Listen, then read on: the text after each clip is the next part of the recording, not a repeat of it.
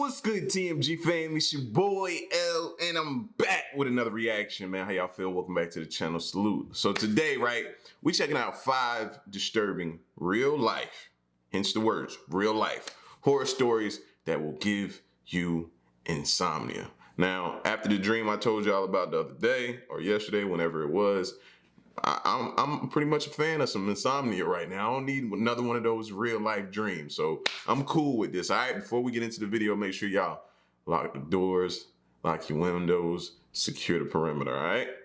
Moment of silence for the haters. Now run the lights up, baby. Make sure y'all hit that like button. Let's check it out.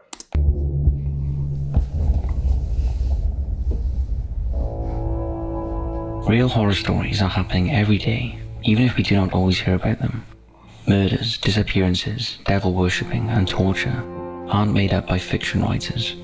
They are inspired by real events, some so horrific that they are difficult to comprehend. In this video, we'll be looking at a variety of real-life horror situations, from a vampire killer to an unnecessarily drawn-out death at the hands of medics. Now, before we begin, whether you're a dedicated subscriber or first-time viewer of Top 5s, you've probably got a love for mystery content from all realms of the internet. There are so many unsolved stories waiting to be heard, but it's hard to know where to find those especially hidden marvels. And a lot of times when you do find a batch of the newest documentaries, it's filled with the same topics and case files you've seen over and over again. Luckily, there's a brand new hotspot for all things mystery and other fascinating subjects, where these worries do not exist. We're proud to announce our continued partnership with Magellan TV, and thank them again for sponsoring this video. Magellan TV is a membership-based streaming platform bound to become the leaders of the medium, created by a brilliant group of filmmakers who acknowledge the passion, drive, and desires of die-hard fans. Their website consists of the most impressive library of true crime-related titles available on any streaming platform around, including science and history, but through the lens of unsolved mysteries. And if you need a break from the criminal sphere, they also offer films and series based on subjects such as paranormal, supernatural, and dark sides of the universe. The best part is they add new shows and enjoy.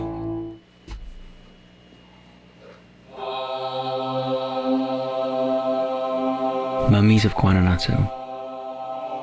Between 1826 to 1837, a devastating cholera pandemic swept through many parts of the world, causing more deaths more quickly than any other epidemic disease in the 19th century. By around 1833, the outbreak had reached Guanajuato in Mexico. As the bodies mounted up, they were quickly buried to try and control the spread of disease, and sadly in some cases, it's thought that some were buried before they'd actually died. Some years later, in around 1860... Yo, bro, sometimes you gotta stop and just be thankful you was born in the time. Could you imagine just being buried alive like that?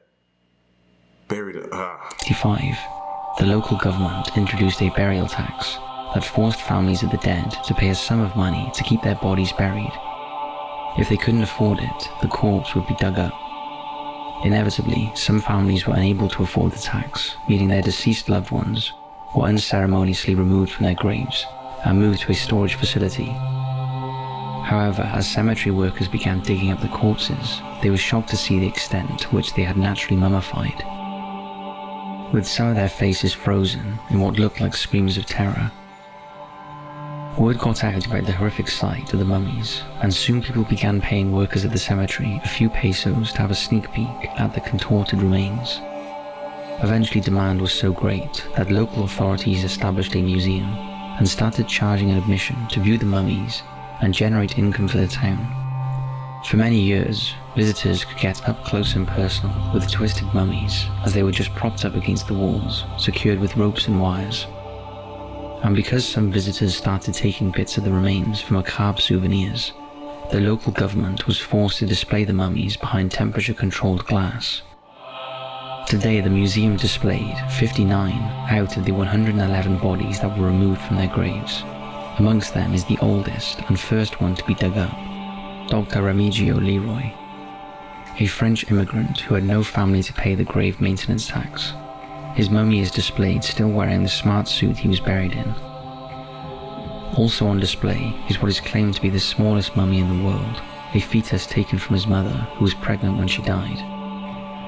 but perhaps the most horrific exhibit is that of Ignacia Agula, a young girl who had a heart condition which caused her heart to slow to the point she appeared to be dead, and during her battle with cholera, her family and the doctor believed she was dead and hurriedly buried her.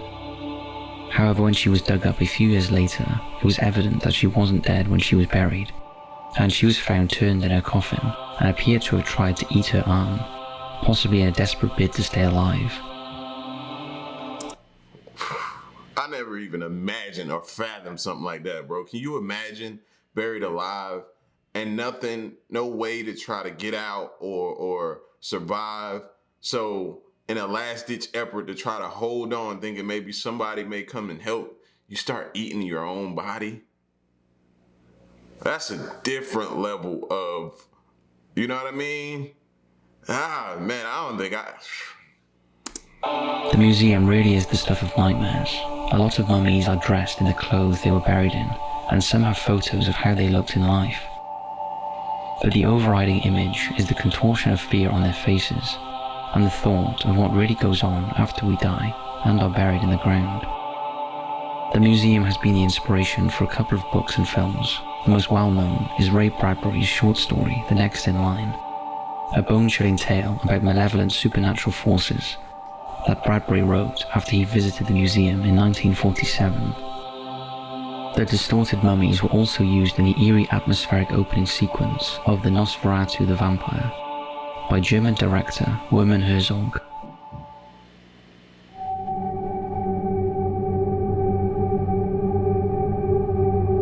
Hisashi Ouchi, the 83-day death. This next story is so horrific it's hard to believe anyone could have allowed it to happen. The death of Hisashi Ouchi is considered to be one of the most horrendous in modern history, and his story exposes the lengths the Japanese medical experts were prepared to go in order to keep a man alive as some sort of inhumane experiment. On September 30th, 1999, Hisashi Ouchi went to work as normal at the Tokaimura nuclear plant in Japan. Hisashi worked as a technician in a uranium processing plant operated by JCO, a subsidiary of Sumitomo Metal Mining Company. Hisashi and his two colleagues were asked to prepare a small batch of reactor fuel. It wasn't a process they were familiar with, as it was the first time in 3 years that JCO had requested this, meaning no proper qualifications or training requirements were in place. Furthermore, the technicians were under pressure to complete the task to meet shipping requirements. As a result, a catastrophic error was made. To purify the reactor fuel, workers were supposed to use an automatic pump to mix up 2.4 kilograms of enriched uranium with nitric acid. Instead, they manually used a stainless steel bucket and mixed 16 kilograms of uranium by mistake. The incorrect measurement of high purity enriched uranium oxide mixed with nitric acid inadvertently triggered a self-sustaining nuclear fission chain reaction that released intense gamma and neutron radiation. The technicians first realized something was wrong when they saw a blue flash. The Jokers was in there trying to create the Incredible Hulk. What was going on? That triggered the gamma radiation alarms. Ouchi was the nearest to the precipitation tank, while his colleague was standing on a nearby platform, and the other colleague was sitting at a desk 4 meters away. Almost immediately after the leak, Ouchi and his colleague experienced pain, nausea, and breathing difficulties, and Ouchi, who had received the most significant radiation exposure, had problems with mobility and coherence, and eventually lost consciousness. A worker in the next building realized the severity of the incident and called Body's like shutting down on them for emergency medical assistance, and all 3 men were taken to hospital. The plant was evacuated, and the next morning, experts were able to end the nuclear chain reaction by draining water from the surrounding cooling jacket installed on the precipitation tank and adding a boric acid solution to the tank to reduce all contents to subcritical levels. However, Hisashi and his 2 colleagues were not so lucky. Ouchi had been exposed to 17 SV of radiation, his colleague Shinohara 10 SV, and Yokaawa received 3 SV. To put this into perspective, the allowable dose for plant workers was 0.05. The worst affected was 35-year-old Ouchie, whose exposure to radiation was so extreme that most of his body had severe burns, and his internal organs were seriously damaged. In addition, his chromosomes were destroyed, and his white blood cell count plummeted to near zero, meaning he had no immune system. Ouchie was placed in a special radiation ward to limit the risk of infection.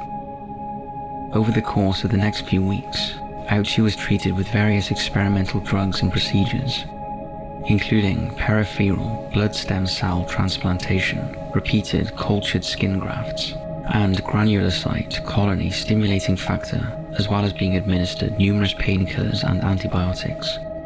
Even though it was clear the damage Ouchie's body had sustained through radiation was untreatable. However, neither the transfusions or transplants could keep his bodily fluids from leaking out of his pores. During the first week of these pointless experiments, Ouchie was conscious enough to tell the doctors that he couldn't take it anymore. He was not a guinea pig. Still, despite his pleas, they continued to treat him, and at the request of his family, doctors repeatedly revived him when his heart stopped. Ouchie was being kept alive against his will when it was clear there was no hope of survival. Almost all of his body... Now that's messed up, bro. That's messed up. That's like if you got a DNR, do not resuscitate, but they resuscitate you anyway. Like you don't want to experience the pain and go through all that. Some people just want to go out and be done with it. Nobody wants to deal with something that some people don't want to deal with that. So for you to go against his will, to go against his wishes and do that to him, man, it's super foul, bro. Super foul. That's the type of stuff that'll get your whole hospital sue like that, bro. You don't do that to somebody. You know what I mean? It's just ethically and morally wrong to begin with, period. He had been completely destroyed, and most of his skin was peeled off. After 83 agonizing days, Ouchie Most of his skin was peeled off, fam. died on December the 21st, 1999, following an unrecoverable cardiac arrest. The agony Ouchie must have been in does not bear thinking about, and to this day, Ouchie holds the record for the most radiation experienced by a person who survived the initial dose, but at what cost? Keeping him alive when there was no hope of survival is one of the most significant examples of human torture in the 20th century. The ethical value of his prolonged treatment was questioned and received criticism. Now, we know there are photographs of Ouchie's suffering out there, but we are not sure of their authenticity, and some are too horrific to show, so we have chosen not to.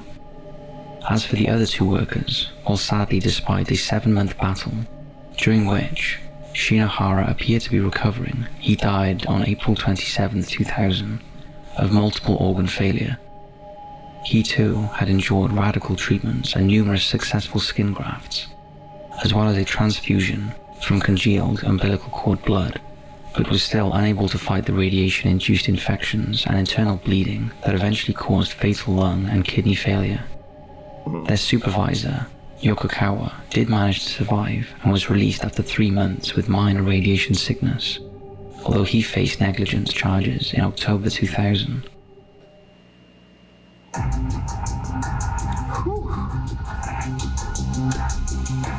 Phone stalking. And y'all that work at these plants, man, like I told y'all back in the day, I used to work at International Paper. So, hold on a second, oh my bad. I used to work at International Paper, man, and it has a lot of things, different chemicals that you could be exposed to out there. A lot of different placards on a lot of those different boilers and different things like that. You know what I'm saying? Be careful, bro, because at any given moment, something can go wrong, fam. You know what I mean? And you be in a compromising situation. If you're supposed to be in an area that requires you to have on a HEPA filter or a mask or a self-contained breathing apparatus, whatever it requires you to have on, bro, make sure you do so. I feel so bad for him, man. The hell? It might seem trivial to be terrorized by a prank, but if you really think about it, to be constantly bombarded by an unknown stalker who must be watching your every move would be terrifying. In 2007, 16-year-old Courtney Kuykendall from Firecrest, Washington, started receiving random text messages from her friends, asking her why she had sent them text messages simply saying gay.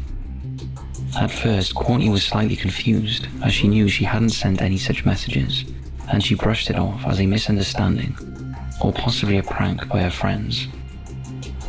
However, things got a lot more sinister, and Courtney, as well as her friends, started receiving threatening text messages and phone calls from an unknown person who came up on their phones with no caller ID. The other families affected were the McKays and the Prices, all who knew each other and lived close by. They began to refer to the unknown caller as Restricted. Restricted would regularly call and threaten to kill or rape them, kill members of their family, attack their schools, and even threaten to kill their pets. The messages and calls had gone way beyond a joke and started coming through around the clock on the family's landlines and mobile devices. Courtney, her family and her friends, who were all being targeted by these disturbing calls, tried to stop the harassment by switching phones, changing their numbers, and turning their phones off and getting new accounts. However, nothing seemed to stop Restricted from getting through. By now, the police were involved, and at one point, in the presence of the police, all the family's phones turned on and called each other. Things started looking bad for Courtney after the police traced the threatening messages back to her phone, which seemed to be able to send messages and make calls even when she had turned it off. Things got worse when the family returned home one day after a meeting with the police regarding the phone calls, and they received a voicemail that consisted of a recording of an exact conversation they had had that day. By now, even Courtney's parents suspected she had something to do with the harassment, so they took her phone off of her, but that failed to stop the calls and messages.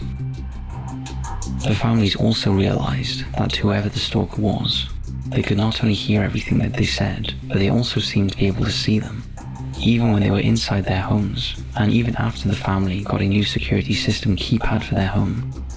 Restricted called to tell the family that they knew their new passcode. One night, the family heard someone banging on the side of their house before running off into the night.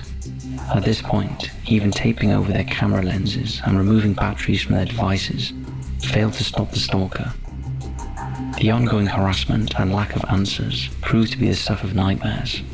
It was a crime in which the victims were continually terrorized by an unknown person that left police utterly baffled. The phone calls continued day and night for over 4 months. It was no longer just a sick inconvenience. It was causing uncontrollable fear and anxiety to all involved. At some point in their desperation, it's rumored that the FBI got involved, and that is when the harassment stopped. Thank God they finally did something, or step in and do something, or try something. I was fearing that they headed for death, bro. People showing up to your house, you know what I mean? They knocking on your doors, you putting cameras out, they taping the lens, snatching the batteries out, calling you, giving you all kind of threats. Like, nah, bro.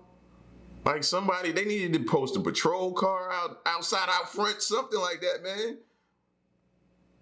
Cause for me, bro, I'd have been so armed, bro, that family members would have needed to like alert me before they came to my house. Cause that's a good way to end up dead.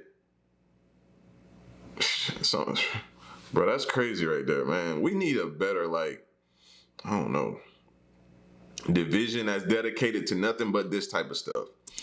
But if the case was ever officially solved, it was never publicly stated. It's worth remembering that the police had recordings of the stalker's voice, although it was heavily disguised. So who exactly was terrorizing the 3 families involved in this case?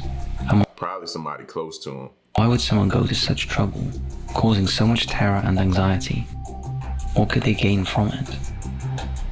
Could it have just been a clever hacker testing how robust a mobile phone was at the time, or some kind of spy test by the government? After all, the first iPhone launched in 2007, the same time all of this was happening. It's interesting that Courtney and her family did live near McCord Air Force Base, and her brother-in-law worked there. Although it's also worth pointing out, all 3 families involved have always denied any involvement in the stalking. Was the whole thing a sick hoax, or was there something more sinister going on? What's your thoughts?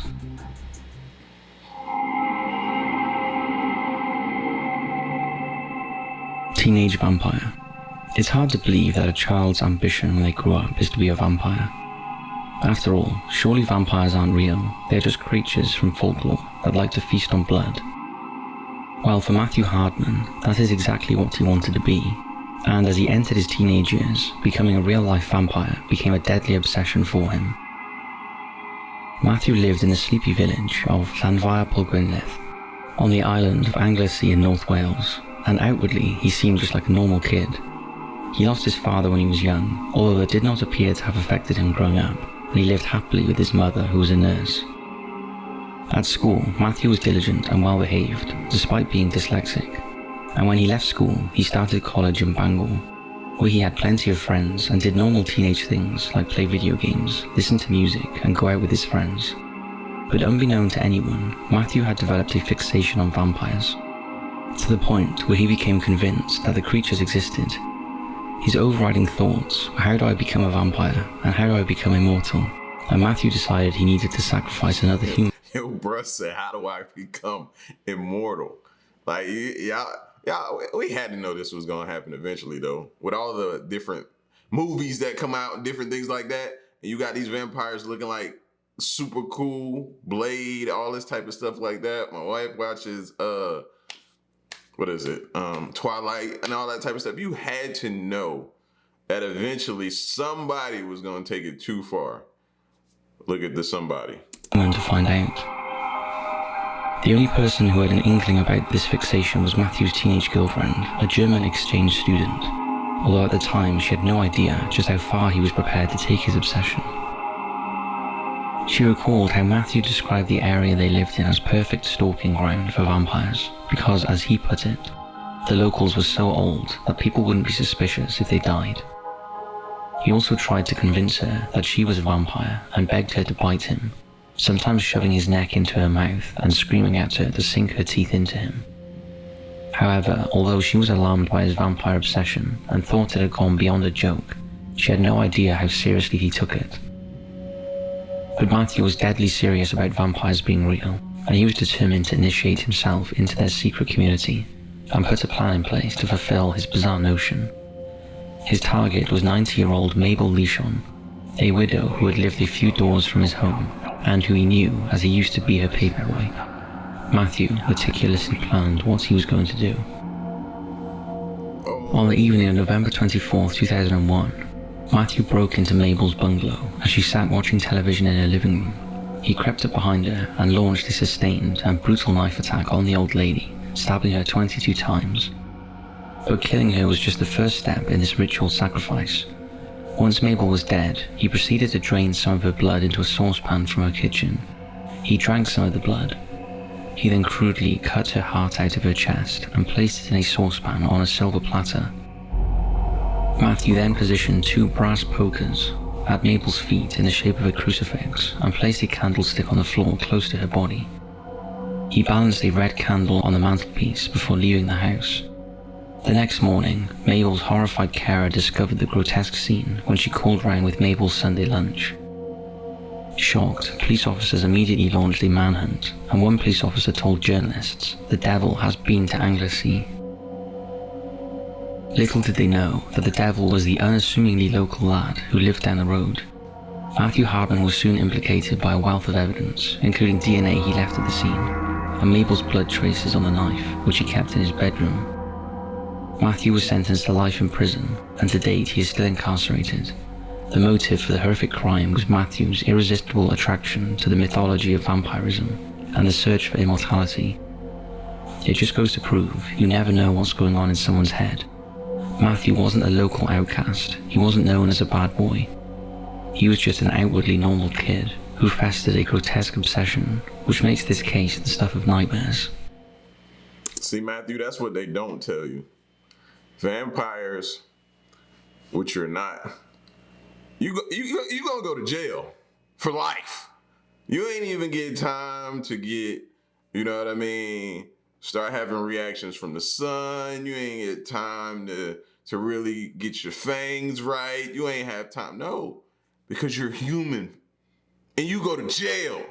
What's wrong with y'all? What is wrong with people, bro? I don't understand. I don't understand. No.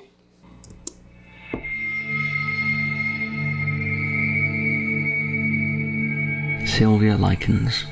The senseless murder of anyone is tragic enough, but when the murderer is someone close who is supposed to be a caregiver, it seems almost inconceivable, and the case of 16-year-old Sylvia Likens is so disturbing that decades later, the horror of what happened to her lingers on in Indianapolis. On October 26, 1965, Indianapolis police were called to 3850 East New York Street. There they found the body of 16-year-old Sylvia Likens. Immediately they could tell that her death was not the result of a single incident of murder. It was obvious that Sylvia had sustained prolonged torture and abuse.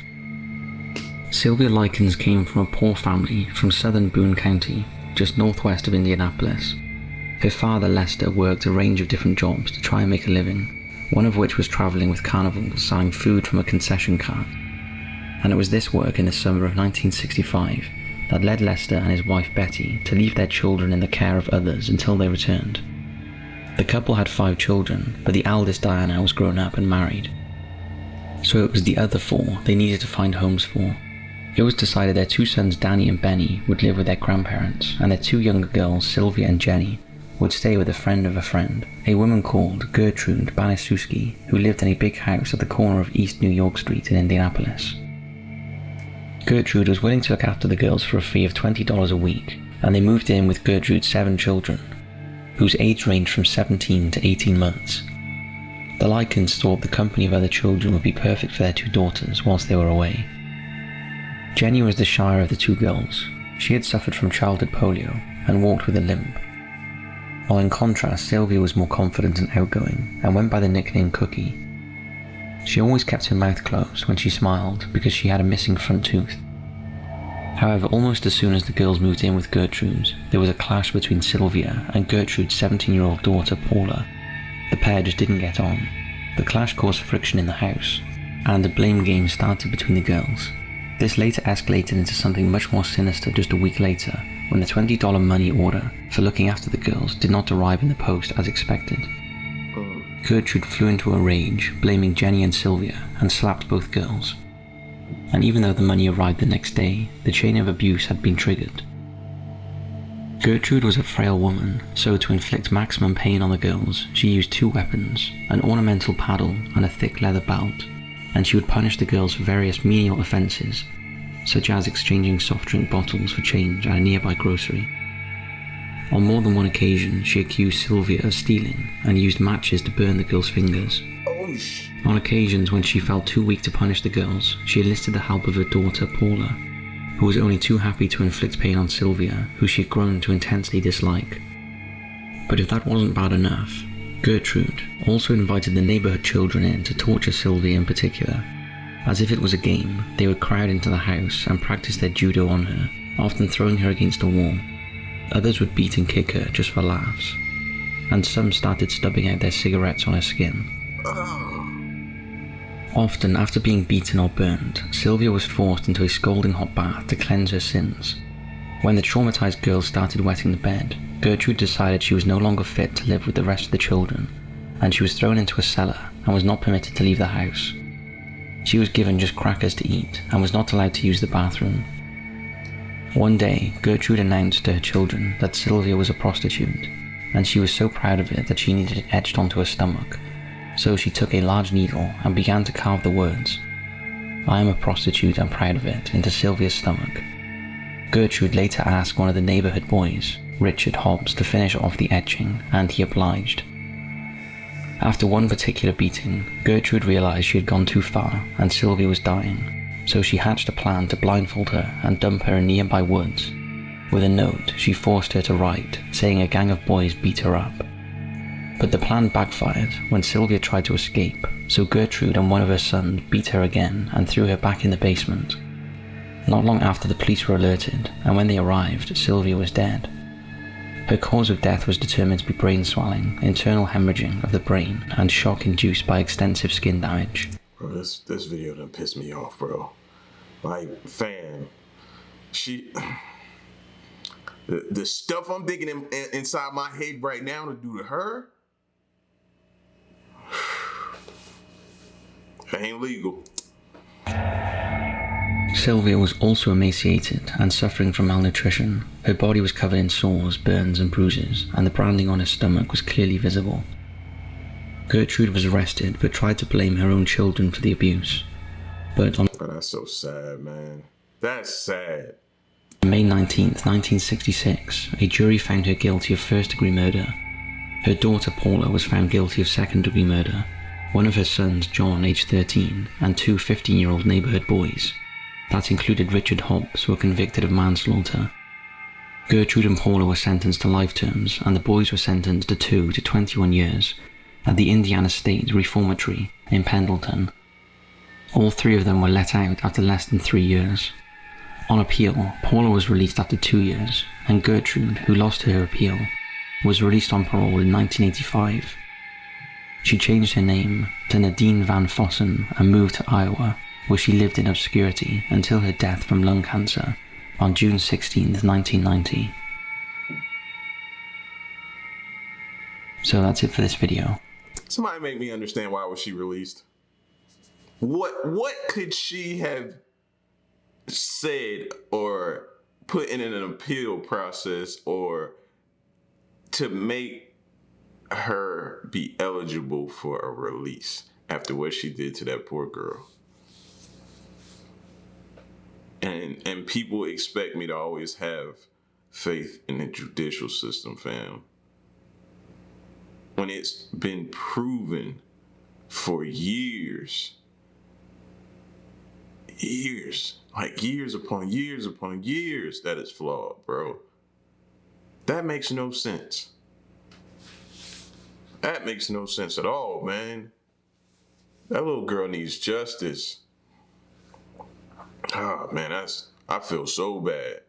I feel so bad for her. Death gotta be easy for her, because the life that she lived and had to go through and deal with, put in a cellar, only being fed crackers. Careful who you leave your kids with. So that's how I'm gonna end it. Be careful who you leave your kids with. It's your boy L, man. These videos here were insane. Y'all get at me in the comment section. I'm gone. Peace.